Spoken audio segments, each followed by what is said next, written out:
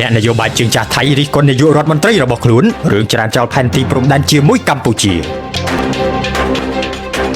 លោកស៊ូរ៉ាឆាត់អ្នកជំនាញភូមិសាស្ត្រនយោបាយដ៏ល្បីឈ្មោះរបស់ថៃបានចេញមុខនិយាយរិះគន់ដោយចំហទៅកាន់នាយករដ្ឋមន្ត្រីថៃអនុទិនថាលោកអនុទិនគួរតែប្រុងប្រយ័ត្នចំពោះការប្រើប្រាស់ផែនទីក្នុងការចរចាបញ្ហាព្រំដែនជាមួយកម្ពុជាការលើកឡើងបែបនេះគឺបន្ទាប់ពីនាយករដ្ឋមន្ត្រីថៃលោកអនុទិនឆាន់វីរៈកុលបានប្រកាសថាថៃប្រកាន់យកតែផែនទីខ្នាត1លើ50ពាន់តែប៉ុណ្ណោះដើម្បីដោះស្រាយបញ្ហាព្រំដែនហើយបើប្រើផែនទីខ្នាត1លើ200ពាន់ដែលជាផែនទីបារាំងគឺមិនបាច់មកជជែកជាមួយប្រទេសថៃឡើយលោកស៊ូរ៉ាឆាត់បានបញ្ជាក់ថាក្នុងការដោះស្រាយបញ្ហាវិវាទព្រំដែនរវាងប្រទេសនិងប្រទេសរដ្ឋគូភាគីវិវាទត្រូវប្រើប្រាស់តែផែនទីដែលទទួលបានការផ្ដល់សច្ចាប័នរួចហើយតែប៉ុណ្ណោះមិនអាចយកផែនទីដែលថៃបង្កើតឡើងដោយឯកតោភាគីគ្មានការទទួលស្គាល់មកប្រើប្រាស់ជាភស្តុតាងបានទេព្រោះថាប្រទេសសៀមនិងបារាំងបានចុះហត្ថលេខាលើសន្ធិសញ្ញារវាងគ្នាចំនួន3ច្បាប់នៅឆ្នាំ1893